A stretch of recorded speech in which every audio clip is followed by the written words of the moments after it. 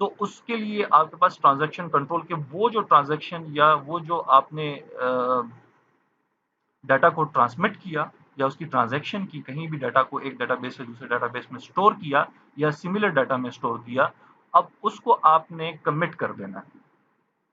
तो उसके लिए कि आपने कोई भी सारी कमांड्स जितनी भी आपने यूटिलाइज की, जो डाटा स्टोर किया, नए डाटा क्रिएट किए आपने, नए स्ट्रक्चर्स बनाए आपने, उसके लिए कि आप उसको कमिट कर दें। जब आप कमिट करेंगे तो आपके पास वो सारे का सारा डाटा सेव हो जाएगा और सेफली प्रूफ हो जाएगा कि अब इसको कोई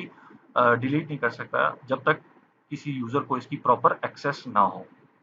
एंड देन रोल बैक, अगर फॉर एग्जांपल आपने कुछ चीजें ऐसी मिस्टेकनली कर ली हैं कि डेटाबेस में स्टोर हुई हैं, तो आप रोल बैक करेंगे तो आपका दोबारा से वो चेंजेस खत्म हो जाएंगी जो आपने अनफॉर्चुनेटली कर ली हैं, ठीक है, या आपने मिस्टेकनली कर ली हैं। तो देन आपके डाटा अगेन उसी पोजीशन पे आ जाएगा, डेटाबेस आपकी अगेन उसी पोजीशन पे आ जाएगी जहां आपकी ट्रांजैक्शंस रॉन्ग हुई थी। तो आप रोल बैक करेंगे, अगेन आप अपनी करंट पोजीशन पे आ जाएंगे। इसके बाद कुछ टर्म्स हैं जिनको हम यूटिलाइज करेंगे डेटाबेस मैनेजमेंट सिस्टम में। तो वो क्या क्या होंगी उनको बाकायदा अभी फॉलो करते हुए पढ़ेंगे। इसमें सबसे पहले आपके पास है डेटाबेस यूजर्स। के डेटाबेस यूजर्स, अब आपके पास एक डेटाबेस मैनेजमेंट सिस्टम बन चुका है, अब उसके डिफरेंट यूजर्स हैं। उन यूजर्स का किस तरह से डेटाबेस के साथ इंटरेक्शन होगा, किस तरह से वो डेटाबेस में स्टोर डाटा को यूटिलाइज करेंगे, एक्सेस करेंगे, रिट्रीव करेंगे, तो ये डिफरेंट यूजर्स के ऊपर डिपेंडेंट करता है। अब हमारे पास सबसे पहला यूजर एप्लीकेशन यूजर है। एप्लीकेशन प्रोग्रामर जिसे कहते हैं, वो बाकायदा स्पेशलाइज्ड पर्सन होता है प्रोग्रामर, जो कि इंटरेक्ट करता है उन क्यूरीज के साथ जो पीछे हम पढ़ चुके हैं। स्पेशल क्यूरीज की उसको नो हाउ होती है कंप्लीटली कि डेटाबेस के साथ कैसे इंटरेक्ट करना है, डेटाबेस का पूरा नॉलेज होता है उसके पास कि किस तरह से उसको इंटरेक्ट करना है यूजर में डेटाबेस के साथ। देन आपके पास सोफिस्टिकेटेड यूजर आ जाता है कि जो डेटाबेस के को रिक्वेस्ट सेंड करता है ऑन क्यूरी लैंग्वेज। जस्ट उसके पास एक क्यूरी होती है जो उसने प्लेस करनी है, उसको ये नॉलेज नहीं है कि क्या क्यूरी कौन सी है, क्या कौन सी नहीं है, बस उसको जो रिक्वेस्ट चाहिए थी उसके अकॉर्डिंग उसके पास क्यूरी मौजूद है, वो क्यूरी करेगा और सिंपली अपने डाटा को एक्सेस कर लेगा, the data which is stored in a database. And then आपके पास एक स्पेशलाइज्ड यूजर आ जाता है जो कि बाकायदा अपने लिए एक फ्रंट एंड एप्लीकेशन राइट करता है, फ्रंट एंड एप्लीकेशन डिजाइन करता है जो कि बिल्कुल डेटाबेस के फ्रेमवर्क से अलग है। लेकिन वो उसको इसलिए करता है ताकि उसके लिए जो फ्रंट एंड है वो इजीली किसी भी डाटा को, किसी भी स्पेसिफिक रिकॉर्ड को एक्सेस करके अपने सामने डाटा को रिट्रीव कर ले, ठीक है। और वो डाटा, वो जो फ्रंट एंड है वो अपने लिए खुद स्पेशलाइज करता है अपने डाटा के अकॉर्डिंग, जो डाटा उसको रिक्वायर्ड होगा उसके अकॉर्डिंग वो डाटा को उसका वो इंटरफेस क्रिएट करता है, और वो इंटरफेस क्रिएट करने के बाद देन उसको वो फिर यूटिलाइज कर रहा है। These are specialised user which can use the database. Native user क्या है? नेटिव यूजर वो यूजर्स होते हैं जो कि आम लेमैन होते हैं, जिसको किसी चीज की कोई नो हाउ नहीं होती कि डेटाबेस कहाँ पड़ा हुआ है, किधर क्रिएटेड है, क्या चीज है क्या नहीं है, किसी चीज की नॉलेज नहीं। वो सिंपल जो ऑलरेडी डिफाइंड या ऑलरेडी जनरेटेड एप्लीकेशंस हैं जो कि ओवर द नेटवर्क पड़े हुए हैं, उनको यूटिलाइज करते हुए किसी डाटा को एक्सेस करता है फॉर हिज वर्क और for his task. For example जैसे आप अगर कोई बैंक का यूज़ कर रहे हैं ऑनलाइन सिस्टम, तो आप ऑनलाइन जो है वो उसकी बैंक की एप्लीकेशन डाउनलोड करते हैं एंड आम एक लेमैन की तरह आप अपने बैंक के अकाउंट्स को चेक कर सकते हैं, आप अपने बैंक के डाटाबेसेस को चेक कर सकते हैं, आप अपने ड्यूज और जितनी भी चीज़ें हैं वो आप पे कर सकते हैं, यूटिलिटी बिल्स वगैरह।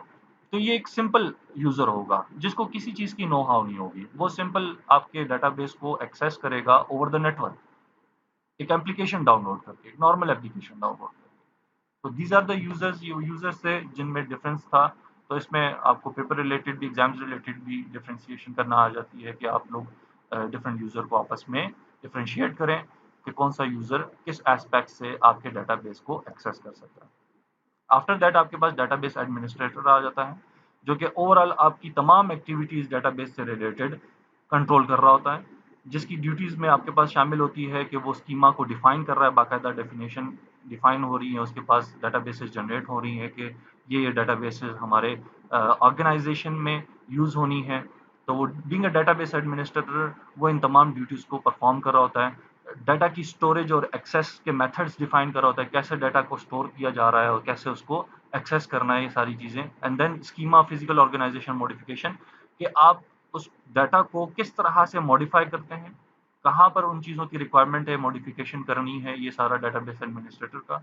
Granting user authority to access the database, कि आपने किस यूजर को कौन सी अथॉरिटी एक्सेस करने के लिए अथोराइज करनी है,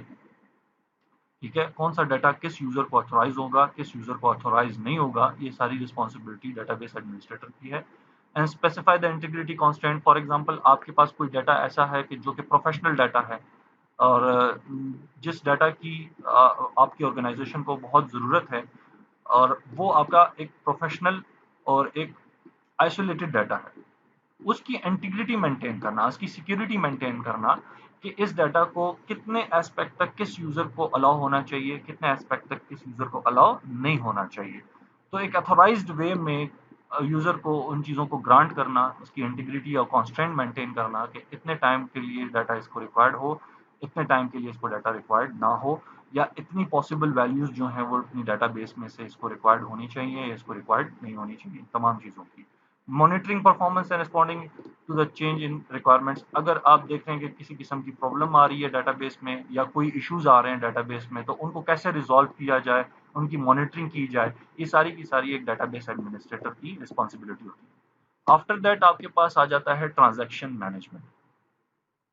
ट्रांजैक्शन क्या होती है फिर?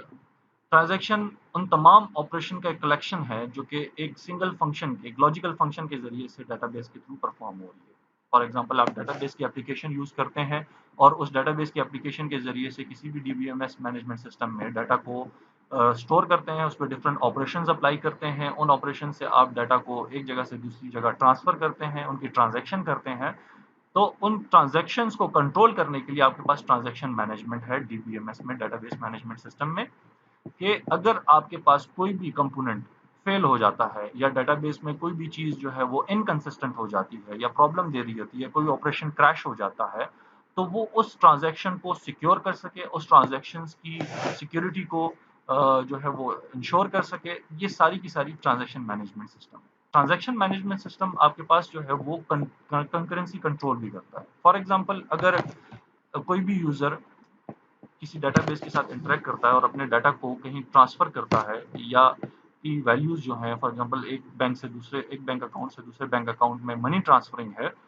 तो एट अ टाइम अगर एक सिंगल अकाउंट के साथ अगर एक सिंगल डाटा के ऊपर डिफरेंट ट्रांजैक्शन परफॉर्म होती हैं, तो उसमें ट्रांजैक्शन ब्लॉक आ सकता है, ठीक है, आपका कंकरेंसी आ सकती है कि at a time different transaction perform हो रही हैं। तो किस तरह से इस कंकरेंसी को कंट्रोल किया जाए, डिफरेंट ट्रांजैक्शंस को कंट्रोल किया जाए और one by after other transaction को परफॉर्म किया जाए, ताकि आपका डाटा भी सिक्योर रहे और इस प्रूफ के साथ कि आपकी ट्रांजैक्शन तमाम सिक्योरिटी के साथ और तमाम प्रूफ के साथ जो है वो कंप्लीटली एग्जीक्यूट हो गई हैं। आफ्टर दैट आपके पास स्टोरेज मैनेजमेंट आ जाती है कि डीबीएमएस अपनी स्टोरेज मैनेजमेंट कैसे करता है, कि जो डाटा आपके पास एक रिक्वायर्ड एप्लीकेशन के ज़रिए से स्टोर हो रहा है और उसकी स्टोरेज जो है वो, अगर उसमें कोई प्रॉब्लम्स आ रही हैं, कोई इशू आ रहा है और उस डाटा को रिट्रीव करने में मुश्किल आ रहा है कि ये डाटा स्टोर नहीं हो रहा, या इस डाटा को रिट्रीव करने में कोई प्रॉब्लम आ रही है, ऑलरेडी स्टोर डाटा में कोई इशू आ रहा है, ये सारी की सारी चीज़ें स्टोरेज मैनेजमेंट की होती हैं। और डाटा को अपडेट करना, डाटा को किस लेवल तक जाकर इंटरेक्ट करवाना एक यूज़र से, ये सारे का सारा आपके पास स्टोरेज मैनेजमेंट का काम है। आफ्टर दैट ये आपके पास एक ओवरऑल सिस्टम स्ट्रक्चर आ जाता है कि किस तरह से आपके पास जो है वो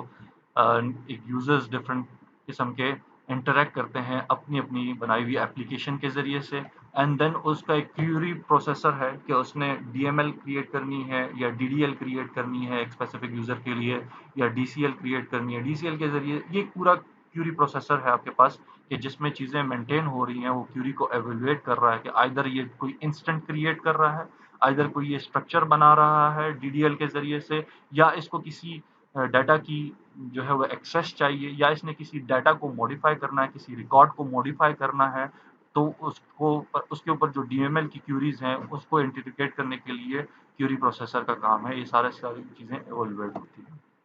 आफ्टर दैट आपके पास एक स्टोरेज मैनेजर से वो गुजरता है और वो स्टोरेज मैनेजर मुख्तलिफ़ किस्म की ट्रांजैक्शंस को, मुख्तलिफ़ किस्म की डाटा फाइल्स को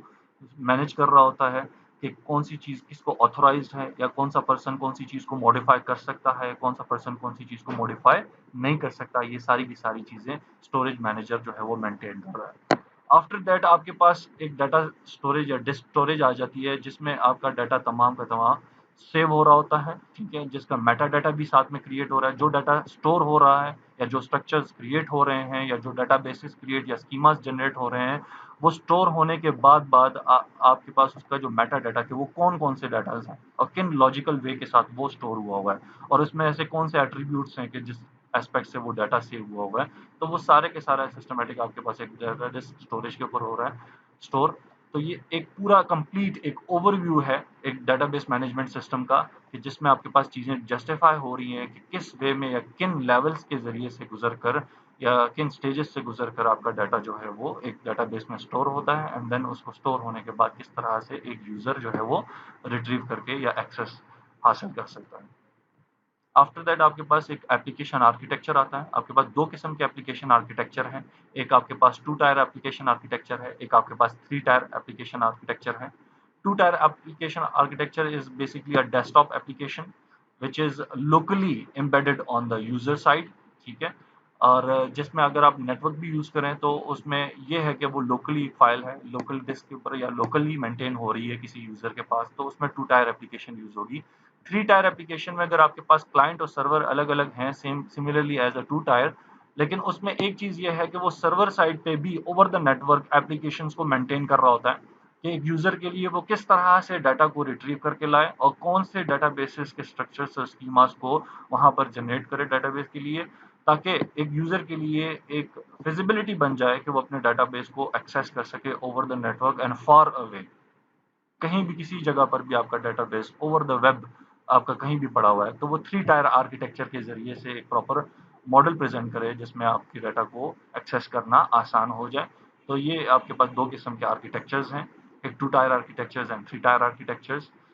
जिसमें client program using client based जो आपके पास फॉर एग्जांपल टू टायर है, उसमें आपको मैंने पहले ही मेंशन कर दिया ओडीबीसी एंड जेडीबीसी कुछ प्रोग्राम्स कम्युनिकेटिंग प्रोग्राम्स हैं जिसके ज़रिए से आप फ्रंट एंड पे अपने यूजर्स अपने लोकल डाटा को एक्सेस कर सकता है थ्रू लोकल डाटाबेसेस। और वो डाटाबेसेस उसमें से आप बीइंग ए सर्वर जनरेट करते हैं कि आप सर्वर को सेंट्रलाइजली डिफरेंट यूजर आके इन अ टू टायर आर्किटेक्चर इंटरेक्ट कर सकते हैं और अपनी डिफरेंट एप्लीकेशन के ज़रिए से। तो उसमें जो डाटाबेस के साथ फ्रंट एंड की एप्लीकेशंस की कनेक्टिविटी है वो दो किस्म की है, एक ऑब्जेक्ट बेस है और एक जावा बेस है। ऑब्जेक्ट बेस में आपके पास वो प्रोग्राम्स और एप्लीकेशंस हैं जिसमें अदर देन जावा जावा के अलावा जो ऑब्जेक्ट ओरिएंटेड प्रोग्रामिंग है या कोई भी इस तरह से जिसके ज़रिए से आप जो है वो डाटाबेस को इंटरेक्ट करते हैं या डाटाबेस को एक्सेस लेते हैं, तो उन एप्लीकेशंस को हम ओडीबीसी में एज्यूम करते हैं। एंड देन जो प्योरली जावा बेस्ड आपके पास एप्लीकेशंस हैं, जावा के ज़रिए से इंटरेक्शन हो रही है डाटाबेसेस की, तो उसमें हम जेडीबीसी मतलब जेडीबीसी कनेक्टिविटी क्रिएट करते हैं। तो उस कनेक्टिविटी के ज़रिए से हम एप्लीकेशन या फ्रंट एंड को एक्सेस कर सकते हैं। थ्री टायर आर्किटेक्चर में जैसे मैंने आपको बताया कि वेब बेस्ड एप्लीकेशंस हैं, वेब के ऊपर जो है वो आपके पास चीज़ें जनरेट हो रही हैं, उसमें एक मिडल वेयर है, जैसे ही आपके पास एप्लीकेशन सर्वर है जो कि क्लाइंट को किसी भी कोने में वेब के ऊपर ओवर द नेटवर्क एक्सेस दे सकता है थ्रू डाटाबेस। तो ये चीज़ जो है आपके पास टू टायर में नहीं होती है। टू टायर एप्लीकेशन जस्ट आपके पास सिंपली डाटाबेस को एक्सेस कर रही है विदाउट एनी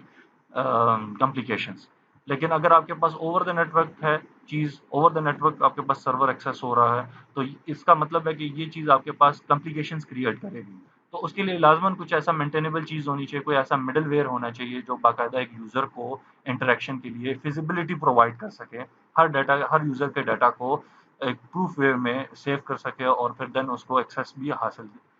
भी दे सके।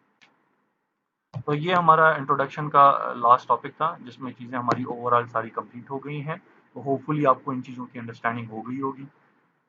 इंशाल्लाह फिर क्वेश्चन और आंसर्स के सेशंस में मिलते हैं, क्यूए के सेशन में।